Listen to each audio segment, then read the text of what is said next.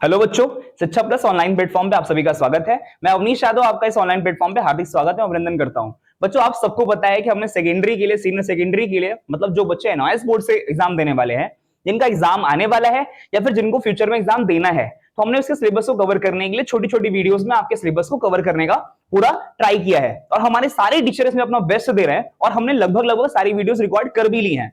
ये सेक्शन, आप ये जो सेशन है, ये आपके लिए क्या होगा, रिकॉर्डेड वीडियो के फॉर्म में होगा। और आप यकीन मानिए, जब आप ये वीडियोस देख के एग्जाम देने जा रहे होंगे ना, तो एग्जाम में फुल में से फुल मार्क्स, मतलब सारे मार्क्स, हर एक क्वेश्चन इसी क्लास से फंसने वाला है। तो ज्यादा बात ना करते हम लोग अपने टॉपिक पे आएंगे, क्योंकि हमको कम टाइम में पूरे वीडियोस को कवर करना है। ठीक है, तो आज का जो हमारा टॉपिक रहने वाला है, ये सेकेंडरी का है। और सेकेंडरी में कौन सा, अर्थमेटिक प्रोग्रेशन, जैसे हम लोग क्या बोलते हैं, समांतर श्रेणी। आप जिस भी बोर्ड से पढ़ रहे होंगे या फिर जिस भी बोर्ड से आपने एग्जाम दिया होगा, आपको ये पता होगा, थोड़ा सा लेंदी तो होता है ये, लेकिन आज आप इस वीडियो के बाद आप ये देखेंगे कि हमने जो, मतलब ये लेक्चर कवर करने के बाद आपको एपी में अर्थमेटिक प्रोग्रेशन में कोई दिक्कत नहीं होने वाली है। अर्थमेटिक प्रोग्रेशन एनओएस के जो सिलेबस में है या फिर सेकेंडरी लेवल पे, चाहे वो सीबीएसई बोर्ड का भी हो, उसमें केवल दो फॉर्मूले हैं। पहला क्या होता है, nth टर्म का, कि आप किसी भी टर्म को कैसे फाइंड आउट करेंगे। और दूसरा फॉर्मूला ये होता है कि चलो n टर्म तो फाइंड कर लिए, n टर्म्स का सम कैसे निकालेंगे। अगर आपने इन्हीं दोनों फॉर्मूले पे महारत हासिल कर ली, इन्हीं दोनों क्वेश्चन पे, इन्हीं दोनों फॉर्मूले पे प्रैक्टिस कर ली, बहुत ढेर सारे क्वेश्चन लगा लिए, तो आप यकीन मानिए आपसे एक भी क्वेश्चन छूटने वाला नहीं है। अगर मैं इसकी बात करूंगा कि बोर्ड एग्जाम में या फिर एनओएस बोर्ड में इसकी इंपॉर्टेंस कितनी है या फिर कितने मार्क्स से क्वेश्चन आते हैं, तो मैं आपको बस ये बताऊंगा, इसे 7 मार्क्स मिलने वाले हैं। आज की क्लास करिए, पूरी क्लास अटेंड करिए और लास्ट तक वीडियो को देखिए। आप खुद से प्रीवियस से जब क्वेश्चन लगाएंगे तो आपको पता चलेगा 7 मार्क्स तो केवल एक क्लास से आप लेके जा रहे हैं। ठीक है, तो ज्यादा टाइम ना वेस्ट करते वापस टॉपिक पे आते हैं। सबसे पहले आपको ये पता होना चाहिए sir, what is arithmetic progression. या फिर अर्थमेटिक प्रोग्रेशन पे आने से पहले मैं आपको ये बताऊं व्हाट इज सीक्वेंस। सीक्वेंस क्या होता है, तो ये देखिए क्या लिखा हुआ है, in our daily life we often see numbers pattern. मतलब हम अपने डेली लाइफ में कुछ नंबर्स के पैटर्न देखते हैं जो किसी ना किसी एक फॉलो कर रहा होता है, एक सीक्वेंस को फॉलो कर रहा होता है, उनके बीच में कोई ना कोई कनेक्शन होता है। ठीक है, जब नंबर्स के बीच में कनेक्शन की हम सीरीज बनाएंगे, इससे हम क्या बोलते हैं, सीक्वेंस। क्या बोलते हैं, सीक्वेंस। अब ये कई टाइप का हो सकता है। जैसे अगर मैं आपसे कहूं 2 का टेबल, आप देखिए 2 4 6 8 10, तो आप सब ये देख रहे हो, अच्छा इसमें 2 2 ऐड करते जा रहे हैं, मतलब बीच में एक रिलेशन तो आ गया। इसी को मैं ऐसे लिख दूं 2 4 8 16, तो आप ये देख रहे हो, अच्छा 2 2 4 4 2 8 8 2 16। तो अगर नंबर की कोई सीरीज बनाई जाए जिसमें हर अगला टर्म पिछले टर्म से रिलेट करे, इसे हम क्या बोलते हैं, सीक्वेंस। क्या बोलते हैं, सीक्वेंस। तो आपको ये पता करना सर, ये बताइए सीक्वेंस में एपी क्या है, सीक्वेंस में अर्थमेटिक प्रोग्रेशन कब बोलेंगे उसको। तो बहुत सिंपल तरीका है कि अगर किसी भी सीक्वेंस का हर अगला टर्म अपने पिछले वाले टर्म से इक्वल डिस्टेंस रखे, या फिर मैं ये कहूं इक्वल डिफरेंस रखे, जिसे आप क्या बोलते हैं, कॉमन डिफरेंस। क्या बोलते हैं, कॉमन डिफरेंस। मतलब जो हर अगला टर्म आने वाला है, ये पिछले वाले टर्म से सेम डिफरेंस रखेगा, तो इस सीक्वेंस का नाम क्या हो जाएगा, अर्थमेटिक प्रोग्रेशन। क्या हो जाएगा, अर्थमेटिक प्रोग्रेशन।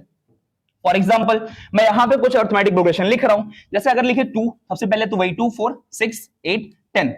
मैंने क्या बताया, हर अगला टर्म पिछले वाले से डिफरेंस रखेगा। अगर मैं 10 में से 8 माइनस करूंगा, तो क्या 10 में से 8 माइनस करके मुझे आंसर 2 मिल रहा होगा।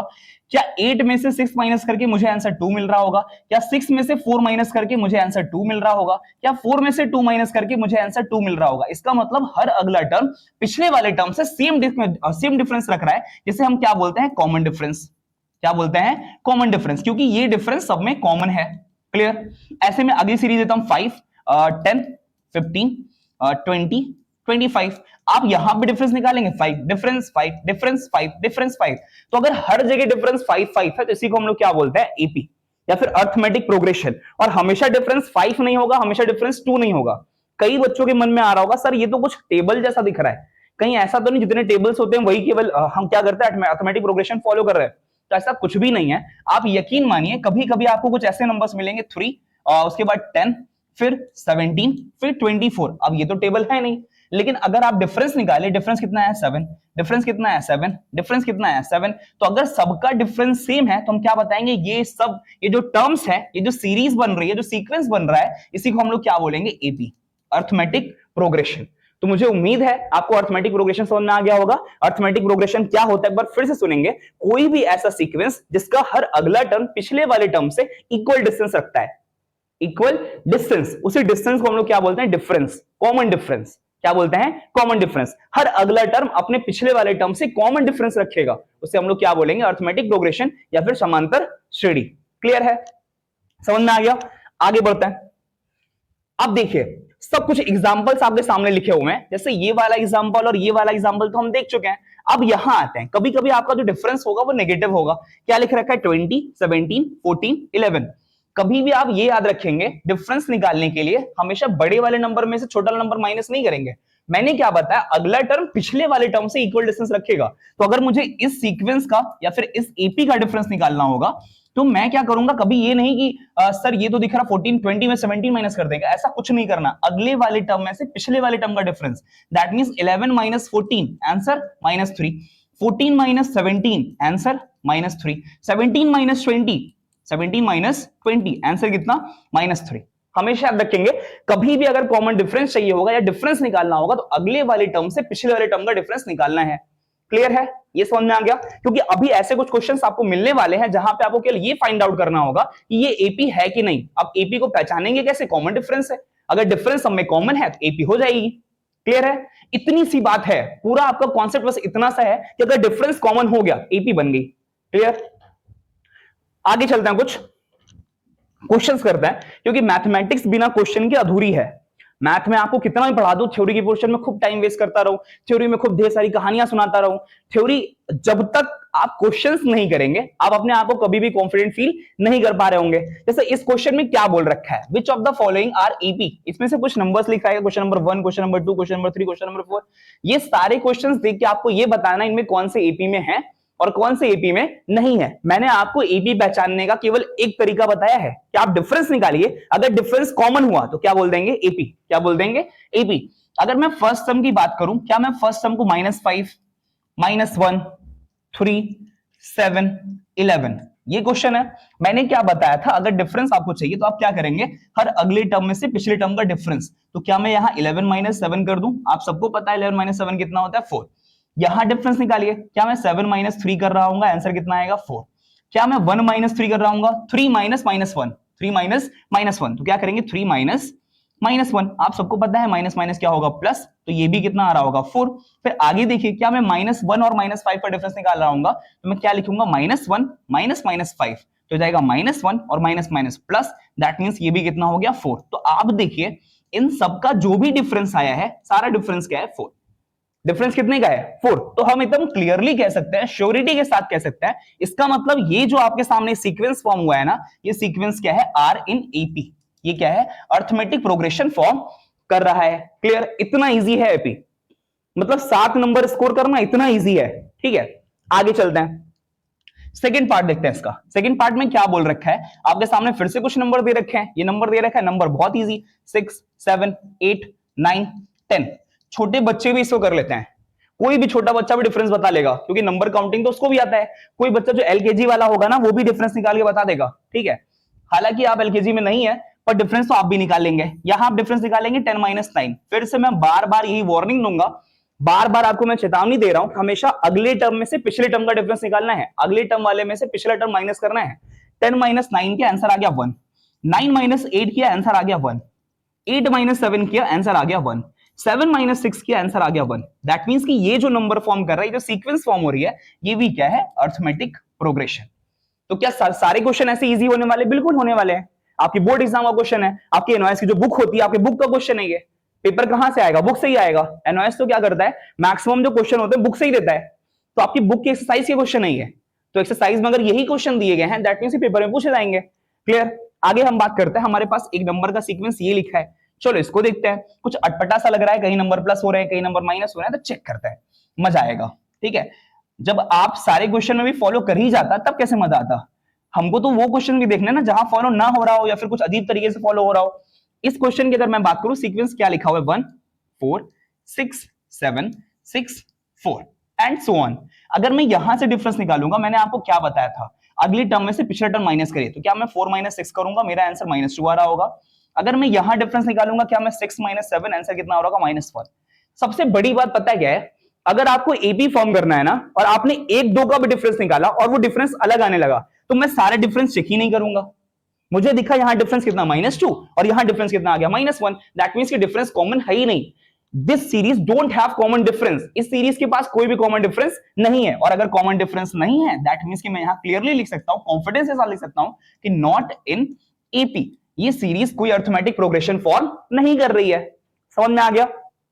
अब ये जो फोर्थ वाला क्वेश्चन है, चलो फोर्थ वाले क्वेश्चन तरफ मूव ऑन करते हैं। सारे क्वेश्चंस ऐसे ही होने वाले हैं, सारे क्वेश्चन इतने इजी होने वाले हैं, कोई क्वेश्चन इसमें टफ नहीं मिलेगा आपको, ठीक है। अगर इस क्वेश्चन की हम बात करें क्या है, -6, -3, 0, 3, 6, 9 एंड सो ऑन। ये जो डॉट डॉट डॉट होता है, ये आपको ये बताता है ये सीक्वेंस आगे बढ़ता जाएगा, ठीक है। इतने नंबर दे दिया है।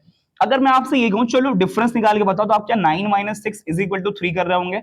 अगर मैं यहां डिफरेंस निकालूं तो क्या मैं 6 - 3 दैट मींस कि 3 कर रहा हूंगा। अगर मैं यहां डिफरेंस निकालूं क्या मैं 3 - 0 मतलब कि 3 आएगा। यहां डिफरेंस निकालूं तो क्या मैं 0 - -3 माइनस प्लस दैट मींस कि +3 आएगा। यहां डिफरेंस निकालूंगा तो क्या मैं -3 -6 दैट मींस कि -3 +6 और आंसर कितना 3। हर केस में जो डिफरेंस आया है वो 3 है, दैट मींस कि this sequence have common difference. अगर किसी भी सीक्वेंस के पास कॉमन डिफरेंस होता है तो दिस सीक्वेंस फॉर्म्स एपी। तो हमारे पास ये जो सीक्वेंस दे रखा है इट इज इन एपी या फिर it is forming a AP. ये क्या फॉर्म कर रहा है, अर्थमेटिक प्रोग्रेशन। क्लियर है? एक बार फिर से देखेंगे, क्लियर है? क्या करना है, हर क्वेश्चन में बस कॉमन डिफरेंस, मतलब हर क्वेश्चन के अगले टर्म में से पिछले टर्म को आपको माइनस करना है। अगर हमको कॉमन डिफरेंस मिल गया तो ईपी में है, कॉमन डिफरेंस नहीं मिला, अलग अलग डिफरेंस आ गया, जैसे यहां अलग अलग डिफरेंस आ रहा था, अलग अलग डिफरेंस आया तो नॉट इन एपी। क्लियर? पहला टॉपिक तो यहीं से क्लियर होगा, ठीक है। आगे चलते हैं। अब ये समझ में आता है कि सर आपने एपी बनाना सिखा दिया, एपी समझ में भी आ गया, एपी के टर्म्स कैसे निकालेंगे? जैसे मैं आपसे ये कहूं कि मेरे पास एक एपी है 2, 4, 6, 8। आप सबके दिमाग में आ रहा होगा सर एपी 2 से स्टार्ट हुई है और हर अगले टर्म पे जाने के लिए 2 ऐड कर रहे हैं। तो आपसे मैं कहूं अच्छा इसका 10वां टर्म बताओ, तो आप में से कुछ बच्चे बहुत मेहनती हो सकता है, कुछ बच्चे बहुत एकदम जिनके जज्बात एकदम काबू में रख के आप क्या कर सकते हैं, एकदम सारी मेहनत को सिकोड़ के 10 सम चाहिए हम करेंगे क्या, 2, 4, 6, 8, 8 में 2 जोड़ा 10 आ गया, 10 में 2 जोड़ा 20 12 आ गया, 12 में 2 जोड़ा 14 आ गया, 14 में 2 जोड़ा 16 आ गया, 16 में 2 जोड़ा 18 आ गया, 18 में 2 जोड़ा 20 आ गया। ठीक है, कितने टर्म हो गए, 1 2 3 4 5 6 7 8 9 10, 10 टर्म आ गया। ठीक है, कॉपी बढ़ती जा रही है। लेकिन अचानक से जब सर ने देखा कि अच्छा 20 टर्म 10 टर्म निकाल ले, एक काम करो इस वाले एपी का जरा 2001वां टर्म निकालो, तो 2001 टर्म निकालो, तो हो गया। अब क्या करोगे, अब क्या करोगे, धीरे धीरे क्या होगा कि ये क्वेश्चंस जो होंगे आपके ना, ये सारे क्वेश्चंस ऐसे ही टाइप के क्वेश्चन आएंगे कुछ। ठीक है, मतलब इतनी बड़ी सीरीज दे देगा, इतना बड़ा सीक्वेंस आपको फॉर्म करने को दे देगा कि आपके मन में ये चीज आएगी सर ये हुआ कैसे, मतलब 2000 एक टर्म में तो कॉपियां कॉपियां भरने लगेंगी, एक कॉपी 2 कॉपी 3 कॉपी भरती जा रही है, 2000 एक टर्म नहीं आया। सबसे बड़ी बात यह है कि 2001 टर्म आया भी नहीं और आपको ये लगेगा कि सर कॉपी तो भर रही है, ठीक है, और मार्क्स कितने मिलने वाले हैं, 2। कितने मार्क्स का क्वेश्चन, 2 मार्क्स का। ऐसे क्वेश्चन केवल 2 मार्क्स के आते हैं। ठीक है, 2 मार्क्स के लिए आपने 4 कॉपी भर दी और गलती से अगर बीच में कहीं एक टर्म मिस हो गया, काउंट करते करते 1000 2000 तक पहुंचोगे, एक भी टर्म अगर मिस हो गया गलती से, नंबर भी गया, टाइम गया, नंबर गया, कॉपी गई, इवन आपकी मेहनत भी वेस्ट हो गई। तो इसके लिए एक जनरल टर्म का एक फॉर्मूला मिल जाता है हमारे पास, क्या, सबसे पहले तो आप ये देखिए कि एपी को फर्स्ट टर्म को हमेशा ए से दिखाते हैं और वो जो डिफरेंस है, डिफरेंस को हम कैसे दिखाते हैं, डी से। तो मुझे पता है अगला टर्म कैसे मिला होगा, अगर मैं इस नंबर में क्या करूंगा, डिफरेंस ऐड कर दूंगा, फिर इसके बाद का अगला नंबर कैसे मिला होगा, डिफरेंस को एक बार और ऐड किया जाएगा, तो क्या a + 2d आ जाएगा, फिर डिफरेंस को एक बार और ऐड करूंगा तो a + 3d आ जाएगा। हर बार आप डिफरेंस ही तो ऐड कर रहे हैं। फॉर एग्जांपल जो आपने ये 2 4 6 8 वाली सीरीज ली थी, इसमें देखिए पहला टर्म 2 है, डिफरेंस कितने का है, 2 का, तो अगर मुझे दूसरा टर्म चाहिए क्या मैं 2 + 2 करूं, फिर मुझे अगर दूसरा टर्म चाहिए तो 2 को 2 टाइम्स कर लूंगा, 4 ऐड करना पड़ेगा, 6 आएगा, 3 टाइम्स ऐड करूंगा, थर्ड टर्म फोर्थ टर्म पे पहुंच जाएंगे। क्लियर? तो इस तरह से टर्म्स निकालना थोड़ा सा लेंदी है, थोड़ा सा क्लिष्ट है, थोड़ा सा कठोर है, थोड़ा सा मुश्किल है। ठीक है, इसके लिए हम क्या करेंगे, हमने इसका एक जनरल टर्म इंट्रोड्यूस करा दिया, क्या, कि अगर मुझे कोई भी nth टर्म चाहिए तो मैं फॉर्मूला क्या लिखूंगा, a + n - 1 * d, जहां पे a क्या होगा, वेयर अच्छे से मेंशन करते हैं, where a = first term of arithmetic progression और n क्या होगा, number of term, number of term जो हमको चाहिए या फिर जो क्वेश्चन में गिवन है, d क्या होगा, कॉमन डिफरेंस, क्या होगा ये, कॉमन डिफरेंस। अब हमसे कोई भी क्वेश्चन पूछ ले, कोई भी एपी बनाने को बोले, जैसे अगर मैं आपसे ये कहूं कि क्वेश्चन मैंने बोला सर इसका 2001 वाला टर्म निकालिए, जहां पे हमारी खूब कॉपियां भरी थी, उसी क्वेश्चन एक बार देखते हैं हमने क्या लिखा था, 2 4 6 8। आप यहां से मुझे बताइए कि मैंने माइनस किया, मुझे मिल गया अच्छा डिफरेंस तो 2 का है, और ये जो फर्स्ट टर्म होता है यही क्या होता है, फर्स्ट टर्म, दैट मींस कि ये क्या होता है, ए। तो मैं यहां पे क्या मेंशन कर सकता हूं, ए। मेरे पास ए है, मेरे पास डी है, मुझे ये निकालना था कौन सा टर्म, 2001 का, जिसके लिए खूब कॉपियां भरी गई थी। अगर मैं ये कहूं कि ए एन का फॉर्मूला क्या होता है, a plus n minus one into d. आप भी जब भी प्रैक्टिस करेंगे बार बार फॉर्मूले को लिखेंगे, बार बार फॉर्मूले को लिखने से क्या होता है, आपको फॉर्मूला रटना नहीं पड़ता, फॉर्मूले आपके दिमाग में बैठ जाते हैं। ठीक है, सारी वैल्यूज पुट करिए, एन की वैल्यू 2001, ए की वैल्यू 2 और डी की वैल्यू 2। ठीक है, तो मैं क्या करूंगा, ए 2001 इसका मतलब है 2001 टर्म इज इक्वल टू ए की वैल्यू 2 है प्लस एन कितने टर्म, 2001 माइनस 1 और डिफरेंस कितने का, 2 का। तो क्या ए 2001 इज इक्वल टू 2 प्लस, यहां माइनस करूंगा 2000 आएगा, 2000 इंटू 2 दैट मीन कि 4000, 4000 प्लस 2। तो क्या मैं 2001वां जो टर्म लिख रहा हूंगा उसको मैं 4002 कर दूंगा, जिसके लिए आपकी बहुत ढेर सारी कॉपियां भरी थी, उसको आप 2 से 3 लाइन में आसानी से कर सकते हैं। और सबसे बड़ी बात, ये हमेशा करेक्ट होगा, इसके इनकरेक्ट होने के चांसेस ही नहीं है, ये इनकरेक्ट हो ही नहीं सकता। ठीक, क्योंकि आपने फॉर्मूले से लगाया हुआ है। ऐसे कोई भी एपी मिल जाए, हमसे उसका कोई भी टर्म पूछे, कितना बड़ा से बड़ा, छोटा से छोटा कोई भी टर्म पूछेगा, हम बस ये फॉर्म करेंगे पहला टर्म क्या है, वो देख के पता चल जाएगा। कोई नादान बच्चा भी देख के बता सकता है, पहला टर्म तो पहले ही लिखा होता है। पहला टर्म क्या होता है, पहले लिखा होता है। डिफरेंस कैसे निकालेंगे, अगले टर्म में से पिछले टर्म को माइनस कर लेंगे, हमारे पास डिफरेंस आ गया, ए आ गया, डी आ गया। कोई भी टर्म पूछ दे, एन की कोई भी वैल्यू दे दे, हम वो टर्म निकाल लेंगे। क्लियर है। कुछ क्वेश्चन देख लेते हैं इस पे। जैसे अगर क्वेश्चन में दे रखा है the first term of AP is 4। Question जब भी पढ़ा करिए इसकी डिटेलिंग नोट करने का ट्राई करिए करिए। क्या first term of AP is 4, एक एपी है जिसका फर्स्ट टर्म को हमेशा ए से डिनोट करते हैं। ए कितना दे रखा है, 4। आगे चलते हैं। एंड द कॉमन डिफरेंस को डी से डिनोट करते हैं, कितना है, -3। कितना है, -3। फाइंड इट्स 12th टर्म, 12वां टर्म चाहिए, तो क्या n इज इक्वल टू 12 दे रहा होगा।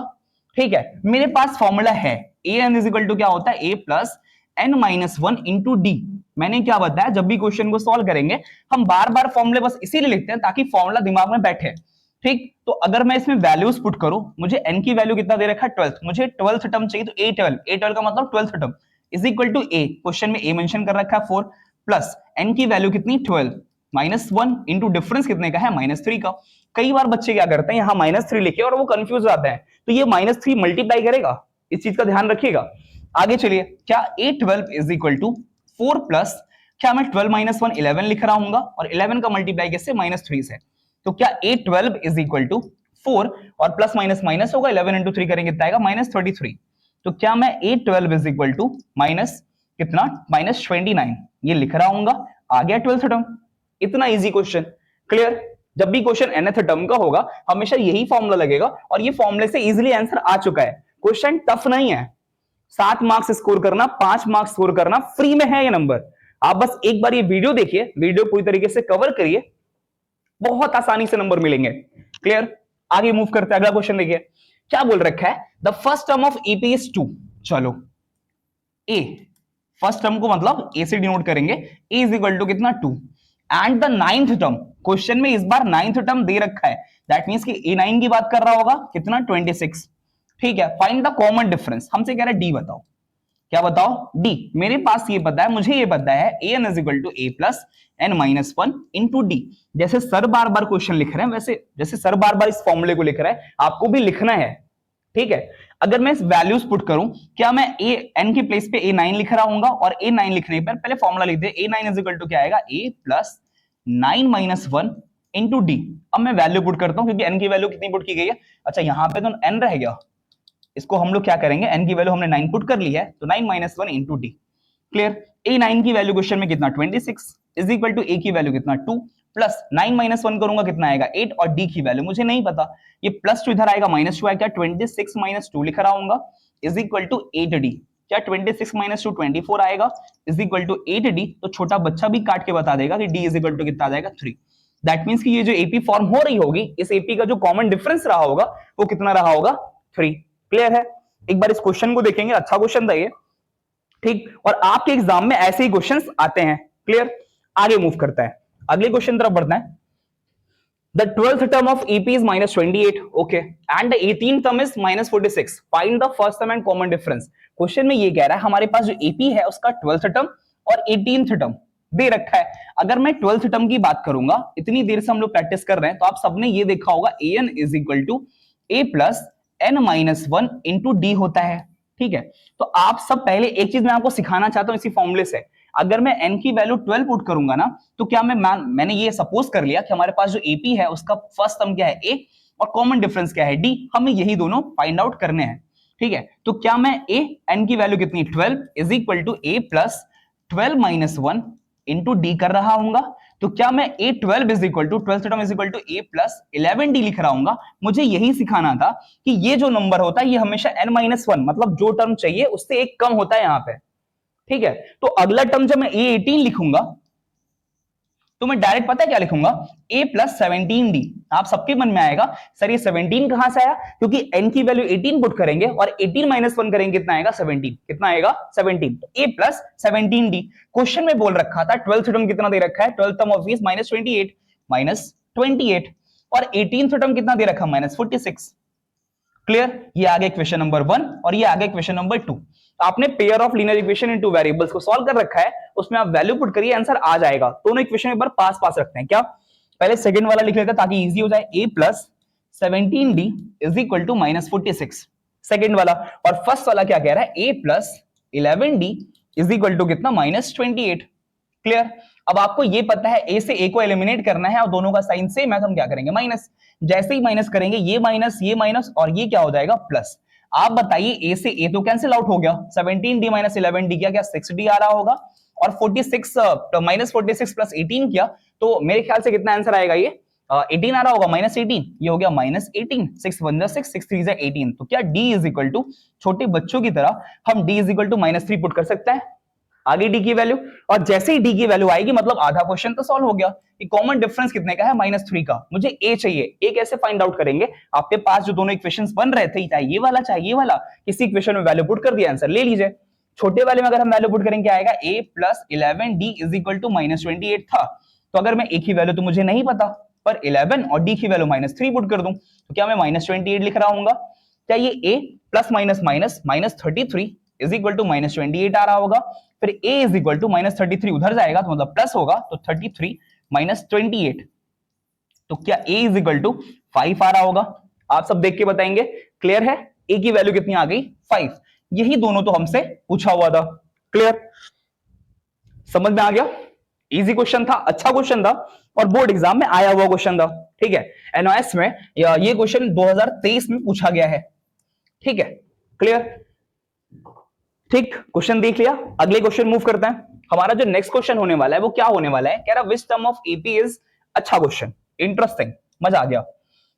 ये एपी दे रखा है, हमसे कह रहा है इसका कौन सा टर्म क्या होगा माइनस 22, तो कौन सा टर्म नहीं पता, तो मैंने ये सपोज किया चलो nth टर्म होगा, कौन सा टर्म nth, दैट मींस कि क्वेश्चन में an की वैल्यू दे रखा है। इस एपी को देख के मैं क्या क्या नोटिस कर सकता हूं, सबसे पहले तो ए नोटिस कर सकता हूं क्या, कि एपी स्टार्ट यहां से हुई है, मतलब फर्स्ट सम क्या है 5, फर्स्ट सम क्या है 5, ए इज इक्वल टू 5 मैंने नोट कर लिया। अब जब मैं डिफरेंस निकालूंगा तो डिफरेंस में क्या करूंगा 2 माइनस 5, अगले वाले टर्म में से पिछला टर्म माइनस करूंगा, तो क्या डिफरेंस माइनस 3 आ रहा होगा, दैट मींस कि मैं नोट कर सकता हूं d is equal to minus 3। मेरे पास a है, मेरे पास d है, मेरे पास an है, कितना minus 22।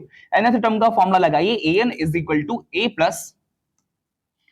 Plus n minus 1 into d, an की वैल्यू माइनस 22, a की वैल्यू 5 प्लस n की वैल्यू नहीं पता माइनस 1 इंटू डी की वैल्यू कितनी है माइनस 3, तो यहां मैं माइनस 3 पुट कर लेता हूं। क्लियर, अब आगे देखिए प्लस है, इधर आएगा माइनस, तो क्या मैं माइनस 27 कर लूं इसको डायरेक्ट, क्योंकि प्लस 5 इधर आएगा माइनस 5, माइनस माइनस प्लस होता है, माइनस 22 माइनस 5 कितना आएगा माइनस 27 इज इक्वल टू यहां पे कितना आ रहा है n minus 1 into minus 3, minus से माइनस कैंसिल आउट करिए, 3 से डिवाइड करिए 9 आएगा, तो 9 is equal to n minus 1, minus 1 इधर लेके आइए तो n इज इक्वल टू कितना आ जाएगा 10। n इज इक्वल टू 10 आने का मतलब आपने इसको nth टर्म माना है और n की वैल्यू 10 आ रही, दैट मींस कि ये जो हमारा माइनस 22 है ये कौन सा टर्म होगा 10th टर्म, कौन सा टर्म 10th टर्म, तो n इज इक्वल टू कितना आ गया 10। क्लियर, समझ में आ गया, आपके सामने क्वेश्चन लिखा हुआ है, अच्छा क्वेश्चन है ये, ऐसे क्वेश्चन एग्जाम में आने के चांसेस तो होते हैं। ठीक है। अब आजकल एनवाइस क्या करता है, कुछ क्वेश्चन ट्रू फॉल्स टाइप में पूछेगा, जैसे यही क्वेश्चन दिया होता ना और हमसे ट्रू फॉल्स में पूछता क्या इसका 10th टर्म होगा, तो आपको पूरा क्वेश्चन तो एज इट इज सॉल्व करना है, पूरा क्वेश्चन सॉल्व करेंगे, आंसर मैच कर गया तो ट्रू है, आंसर मैच नहीं किया तो फॉल्स हो गया। कभी कभी क्या करता है, मतलब अजीब टाइप के क्वेश्चन, आपने क्वेश्चन पेपर अगर देखा होगा तो आपने ये देखा होगा मैच द फॉलोइंग करे क्वेश्चन दे देगा, एक एपी है 10th term of this AP, और इधर आरएचएस में क्या लिखा हुआ है राइट हैंड साइड में या फिर सेकंड कॉलम में क्या लिखा हुआ है, आंसर दे रखा है, 3-4 आंसर दे रखा है, उसमें आपको सिलेक्ट करना है, ठीक है। तो वहां भी इस टाइप के क्वेश्चंस पूछे जाते हैं। हाँ, अब देखिए आपने एपी तो फॉर्म कर ली, एपी फॉर्म करना सबको आ गया ना, तो हम लोग निकाल लेते हैं। अब सवाल ये आता है कि सर मान लीजिए कि मैंने एक एपी फॉर्म की 2, 4, 8, 10, 12, 14, 16 एंड सो ऑन, ये एक एपी फॉर्म होगी, सबको पता चल चुका है एपी क्या होता है, इसका एनाथोडर्म कैसे निकालते हैं सब पता चल चुका है। अब प्रॉब्लम यहां पे आती है, सर एक काम करिए ना, ऐसे एपी के 20 टर्म का सम कर दीजिए, 20th टर्म का, मतलब 20 टर्म का सम करिए, तो हम यहां से अच्छा 2, 4, 2, 6, 6, 8, 14, 14 प्लस 10, 24, 24 प्लस 12 कितना आएगा 36, ऐसे सम करते चले जाएंगे। पहली बात तो टाइम वेस्ट, कैलकुलेशन थोड़ी सी भी मिस्टेक हुई क्वेश्चन गलत, ठीक है। इसके लिए हम क्या करते हैं, एन टर्म्स के सम का एक फॉर्मूला यूज करते हैं, और हमारे पास टोटल 2 टाइप के फॉर्मूले, कितने टाइप के, 2 टाइप के। पहला फॉर्मूला हमको ये कहता है अगर हम नादान बच्चे हैं और हमको बहुत ज्यादा चीजें नहीं पता है तो आप डायरेक्ट एसएन का ये वाला फॉर्मूला यूज करेंगे, जो आपको फॉर्मूला क्या बोलेगा, SN is equal to n by 2 2a plus n minus 1 into d, ठीक है।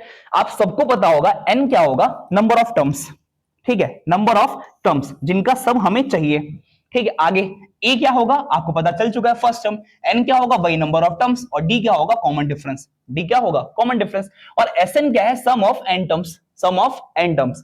सेकंड वाला फॉर्मूला, कभी कभी आपको ऐसे भी क्वेश्चंस मिलेंगे जिसमें क्या होगा, आपको फर्स्ट टर्म पता होगा, आपको लास्ट टर्म पता होगा, आपसे बोलेगा सम बताओ, क्या बताओ सम, तो उस केस में हम ये फॉर्मूला यूज करेंगे क्या, Sn is equal to n by 2 a plus L, a plus L, यहां पे l है, ये l क्या होगा लास्ट सम, l क्या होगा लास्ट सम, या फिर इसी फॉर्मूले को कभी कभी हम ऐसे लिखते हैं n by 2 a plus an, a plus an, an का मतलब जो लास्ट सम जिसका हमको सम निकालना है, जहां तक हमको सम चाहिए उसको चाहे आप l बोल दीजिए, लास्ट सम बोल दीजिए, चाहे an बोल दीजिए, nth टर्म जहां तक का सम हमको चाहिए, ठीक है। केवल 2 फॉर्मूले, n by 2 2a plus n minus 1 into D, और दूसरा फॉर्मूला क्या n by 2 a plus l या फिर a प्लस an।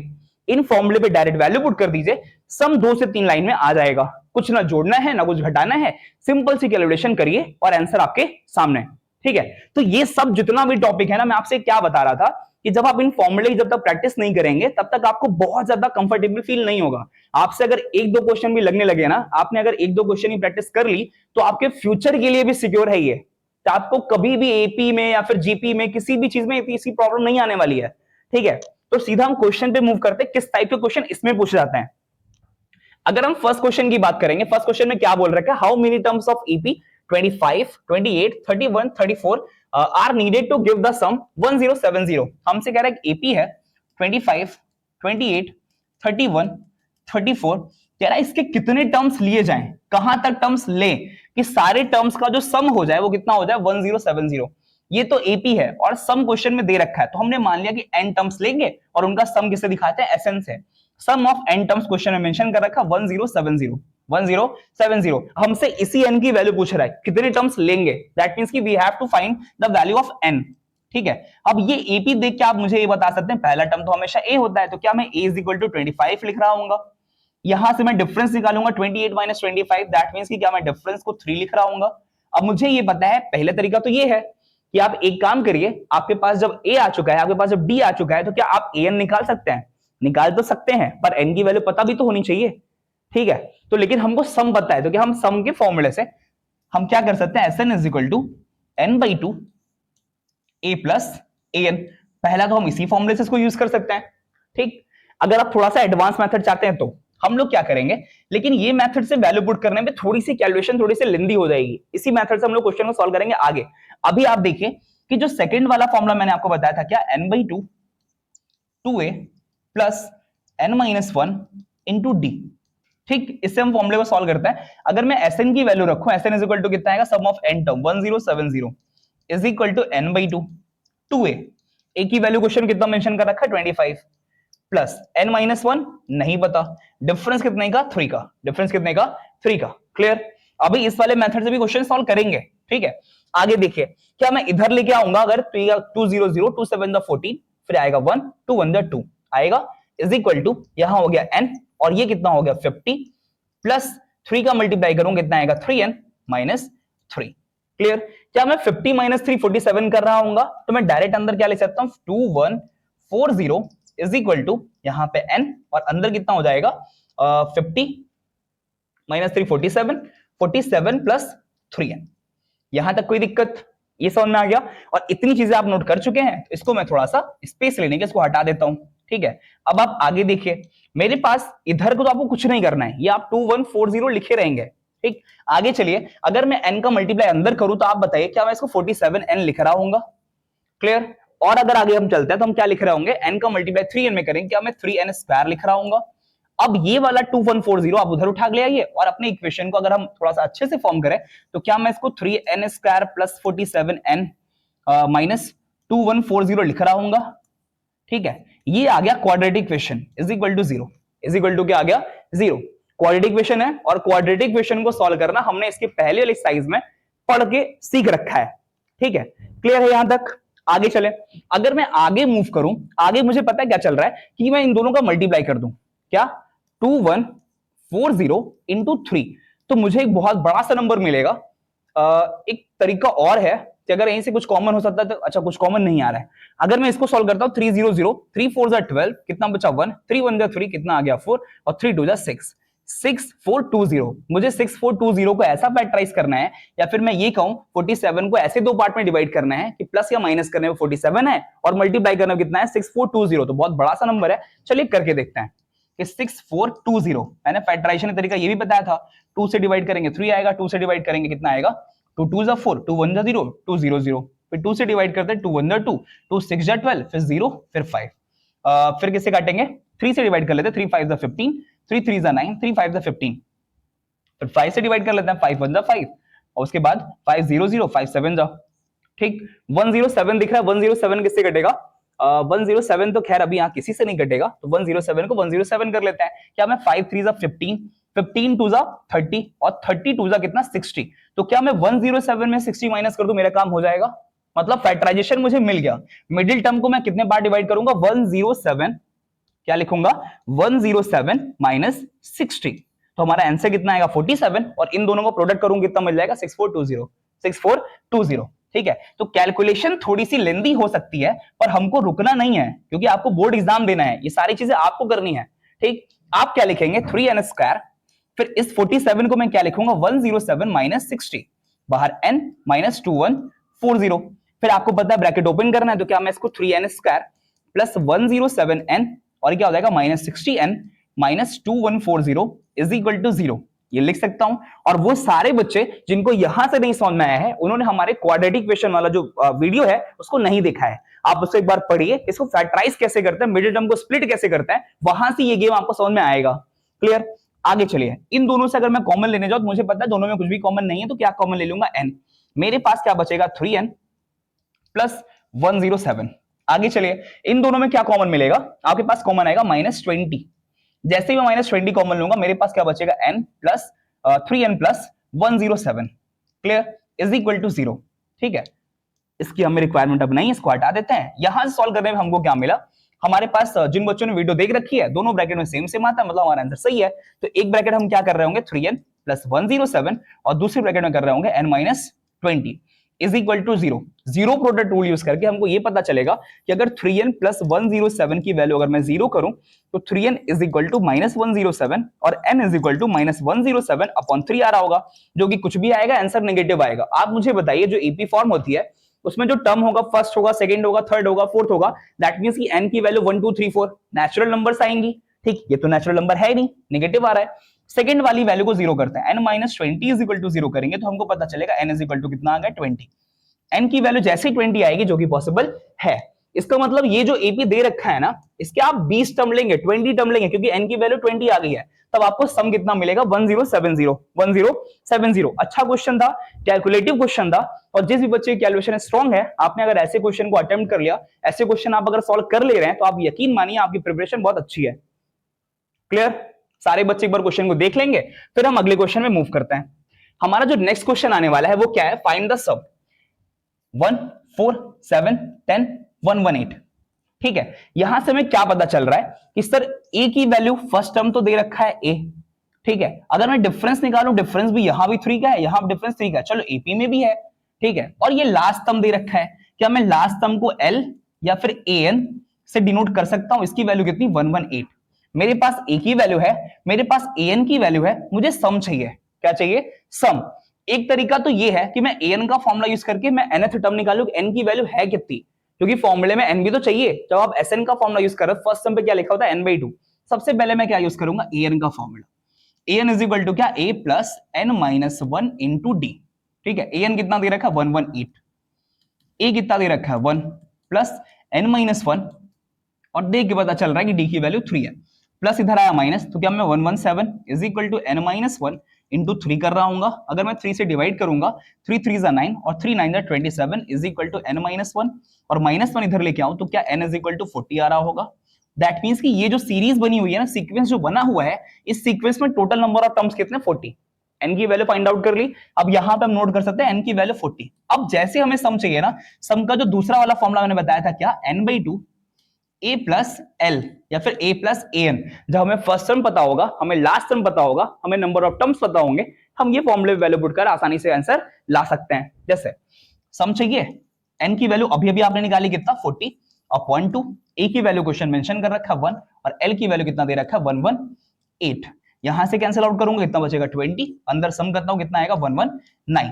तो अगर इन दोनों का मल्टीप्लाई करूंगा, मल्टीप्लाई करने का आंसर कितना आएगा 2380। ये क्या आ गया, sum of n terms. This is your answer. Clear, समझ में आ गया? अच्छा क्वेश्चन था, इंटरेस्टिंग क्वेश्चन था। आप सबके मन में आ सकता है सर आपने ये फॉर्मूला क्यों लगाया है, क्योंकि अगर मैं डायरेक्ट ये फॉर्मूला यूज करता ना, मुझे n कहां से मिलता, ये n कहां से मिलेगा। तो ये जो फॉर्मूला यूज किया गया है केवल n फाइंड करने के लिए किया गया है। जैसे ही हम n फाइंड करेंगे, वहां पे वैल्यू पुट करेंगे, आंसर आपके सामने है। क्लियर है? अगले क्वेश्चन मूव करते हैं। हमारा जो अगला क्वेश्चन रहने वाला है, अगला क्वेश्चन क्या है, find the sum of all natural numbers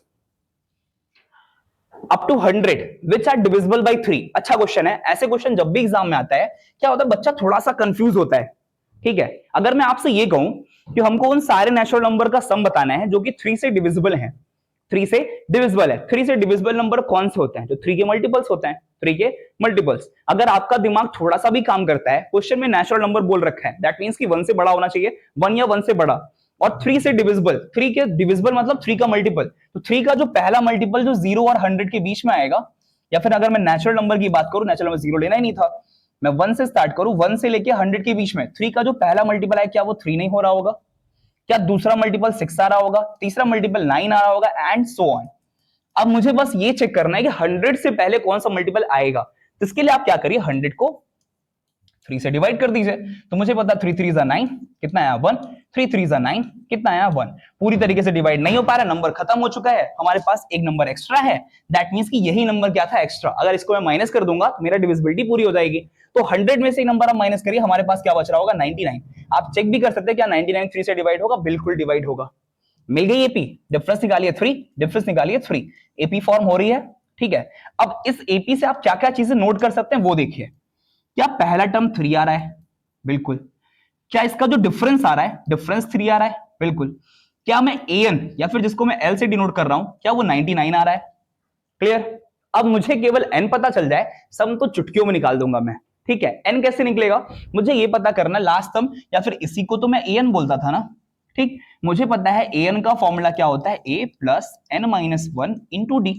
अगर मैं वैल्यू पुट करूं, क्या एन की वैल्यू 99, ए की वैल्यू 3 प्लस एन माइनस 1 और डी की वैल्यू 3 पुट कर रहा हूं, प्लस 3 इधर आएगा माइनस, तो 96 में डायरेक्ट लिख लेता हूं, is equal to n minus 1 into 3।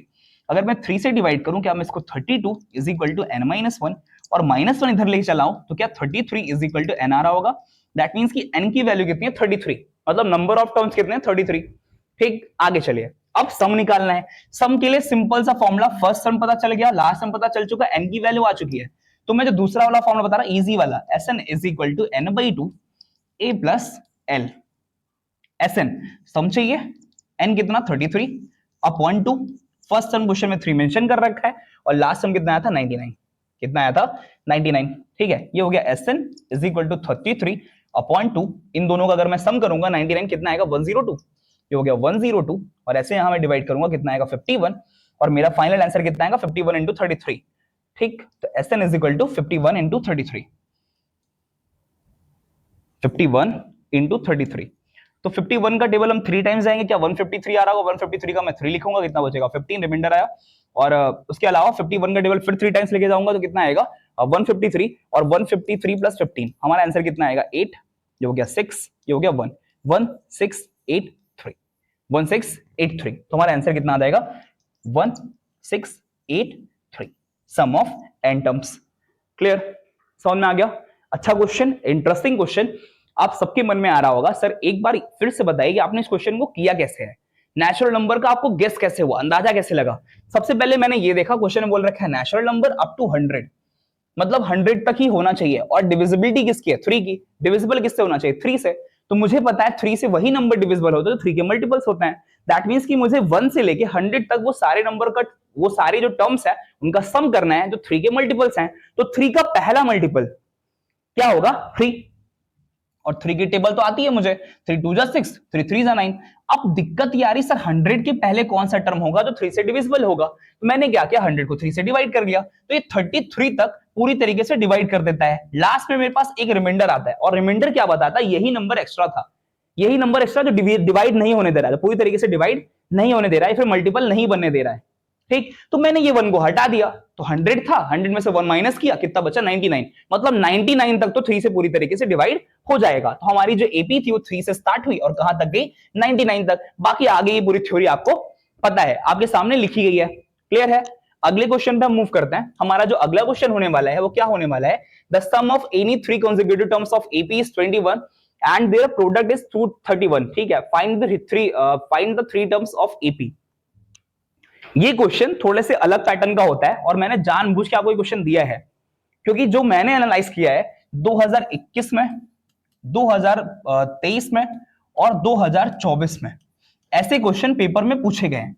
ठीक है, और ये सारे क्वेश्चंस मतलब पेपर में पूछने के बाद यही सारे कुछ ऐसे क्वेश्चन होते हैं जो बच्चा एपी के सारे क्वेश्चन प्रैक्टिस करने के बाद भी थोड़ा सा कंफ्यूजन में थोड़ी सी गलतियां कर देता है, इसलिए मैंने जानबूझ इस क्वेश्चन को इसमें पुट करवाया है। आपकी बुक का क्वेश्चन है, बुक में क्वेश्चन दिया गया है, और ऐसे क्वेश्चन में केवल डिजिट्स चेंज करता है, सम कुछ और दे सकता है, प्रोडक्ट कुछ और दे सकता है, पर क्वेश्चन चेंज नहीं होता, क्वेश्चन सेम तरीके से ही सॉल्व होगा। तो कभी भी ऐसा कोई क्वेश्चन है जहां पे सम दिया हो, 3 टर्म्स दिया हो, 5 टर्म्स दिया हो, ऐसे कोई भी टर्म्स, तो आपके दिमाग में ये रखना है कि मुझे इस तरह से नंबर मानना है कि मेरा कुछ काम चल जाए। इस केस में मैं जो मिडिल टर्म होता है, मिडिल टर्म को क्या मानता हूं, ए। क्या मानता हूं, ए। बहुत ध्यान से देखिएगा, अच्छा क्वेश्चन है ये।